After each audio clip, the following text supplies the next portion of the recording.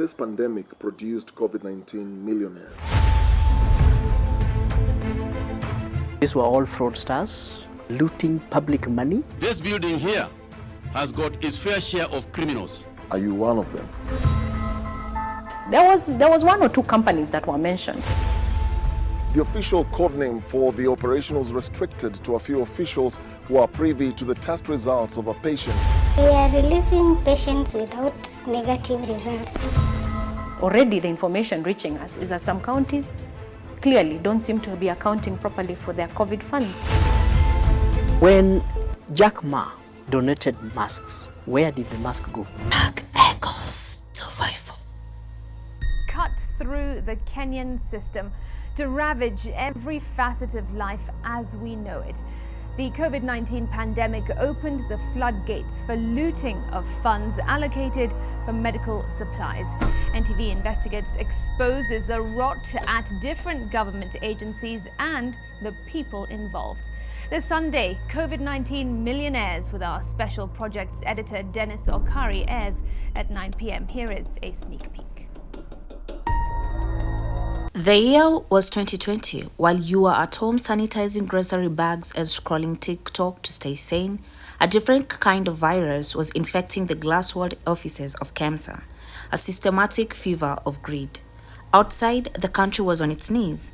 Doctors were pleading for gears. Nurses were walking into COVID wards with nothing but a prayer and a thin mask, facing a ghost they didn't understand at all, just hoping this was a nightmare the world will soon wake up. The government promised that they had it handled. 7 billion shillings were out. The gears were coming. But KEMSA wasn't saving lives. They were busy turning a national tragedy into a private goldmine. While bodies were moved into the dark, COVID millionaires were being born into the light. This is the story of how the masks meant to save us became the masks that hid the faces of the people who betrayed us. If you are into true crime, fraud schemes, scams, and gang stories, hit subscribe and turn on notifications. In the early days of global pandemic, Kenya confirmed its first COVID-19 case on March 13, 2020. A Kenyan citizen who had returned from the United States via London. This marked the beginning of an urgent national response, with the government imposing swift measures like travel restrictions, school closures, curfews, and limits on public gathering to contain the spread. Amid global shortages of personal protective equipment, PPEs, masks, sanitizers, testing kits, and other essentials, the Kenyan Medical Supplies Authority, KEMSA, the state agency tasked with procuring and distributing medical commodities, was thrust into emergency mode. Procurement ramped up almost immediately, starting around March 18, 2020, under expedited procedures that allowed direct contracting without competitive bidding. This was justified by the crisis agency and supply chain disruptions worldwide.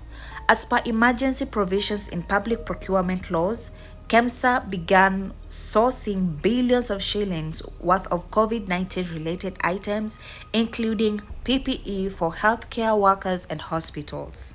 In the world of government procurement, there is a word that fraudsters absolutely love: emergencies.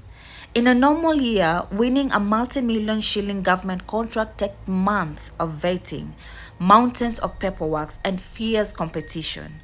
But in 2020, KEMSA decided that the rules were simply suggestions. They replaced the laws with something much faster: the commitment letter. While you were at home trying to figure out how to pay your rent, a woman named Ivy Minyo Onyango was making history. On January 22, 2020, weeks before Kenya even recorded its first COVID case, she walked into the registrar's office and created a company called KELIG Limited. By the time the pandemic hit, this brand new shell company with no employees, no warehouse, and zero experience in medicine was handpicked for a 4 million Kenyan shillings tender. When Ivy later appeared before Parliament, the empire started to look more like a joke. She couldn't remember her bank account signatories.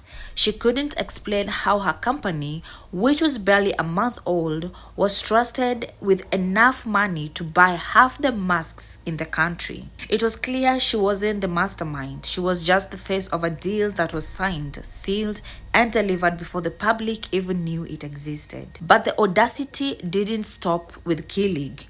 Enter James Chelulei and his company Shopping Buy Limited. Most businesses wait years for a breakthrough, but James did it in 24 hours.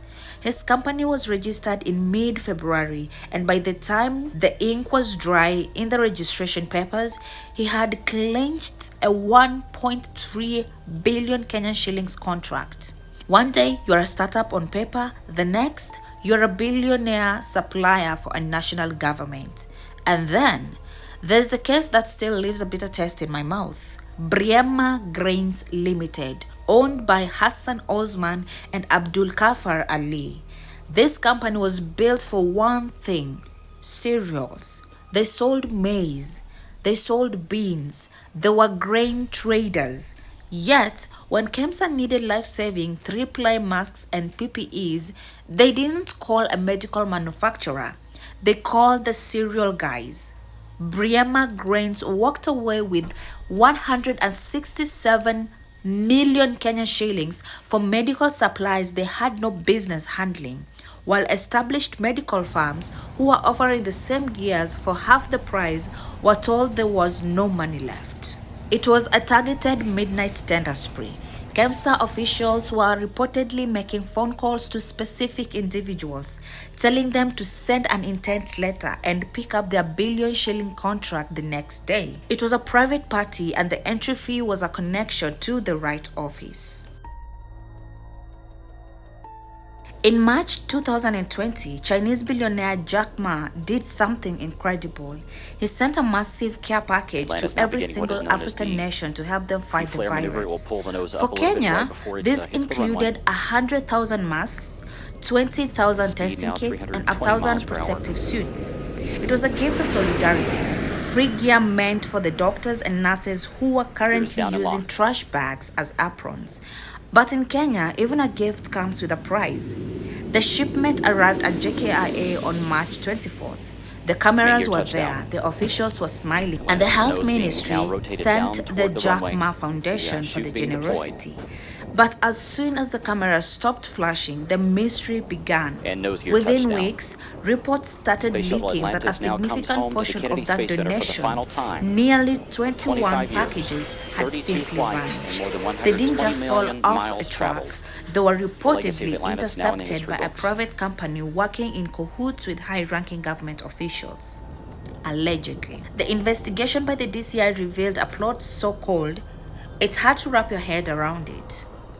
Allegedly, these stolen donations were moved to private warehouses, rebranded, and then sold back to the same government that was supposed to receive them for free. KEMSA, the very agency meant to distribute these masks for hospital, was now buying these same masks from middlemen at 3 times the marked rate.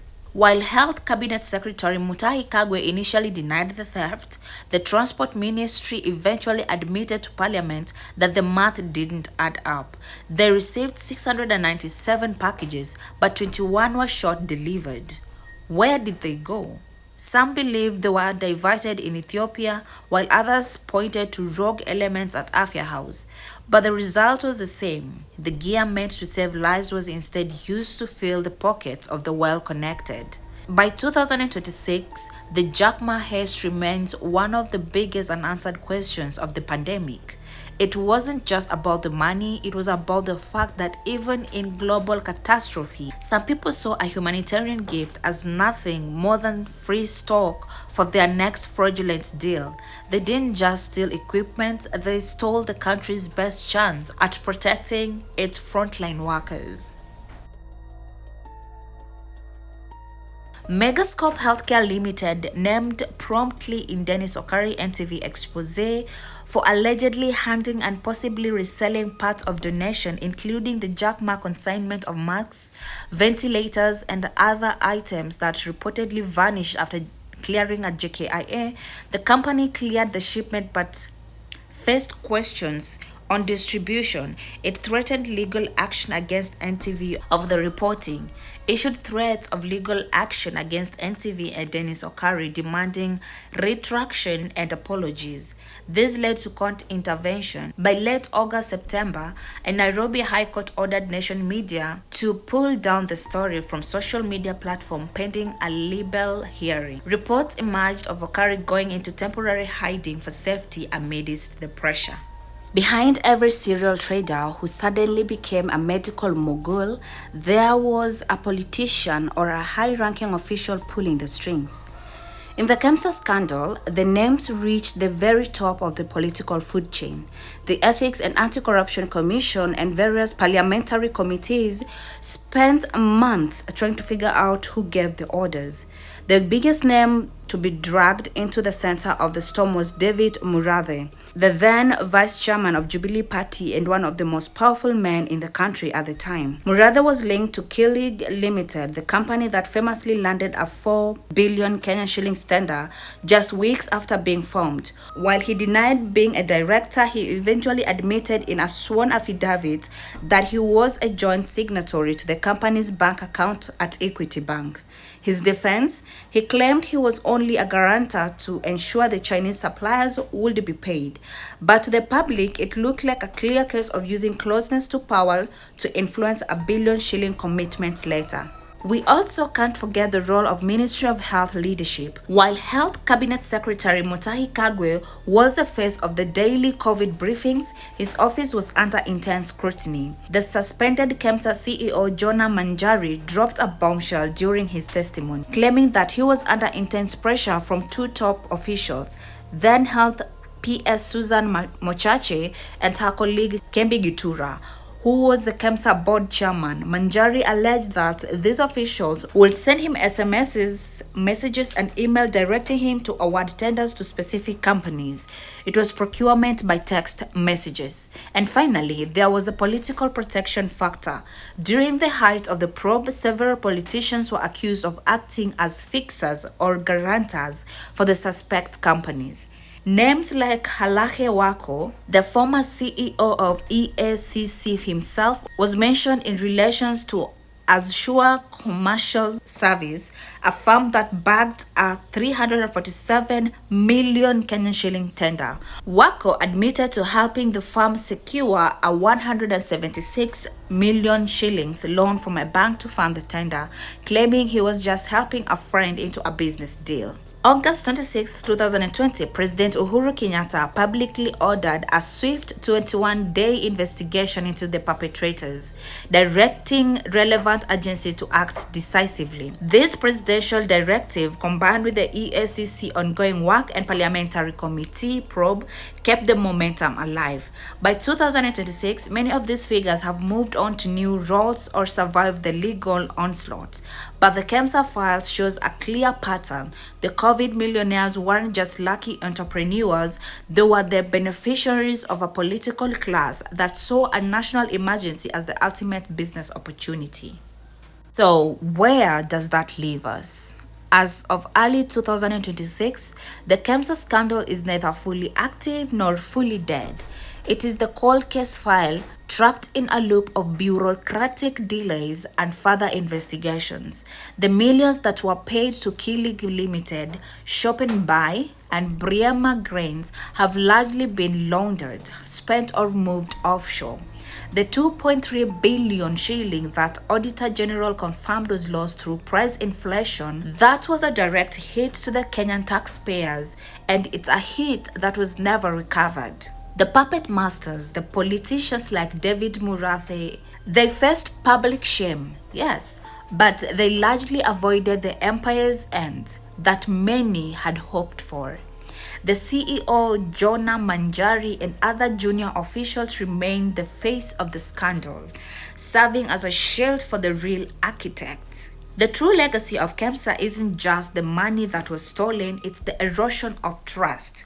When a government proves that even in global health crisis, the midnight tenders for the well-connected are more important than the lives of its citizens, it creates a scar that doesn't easily heal. The COVID millionaires are the reasons Kenyans look at emergency procurements with a deep and often justified suspicion.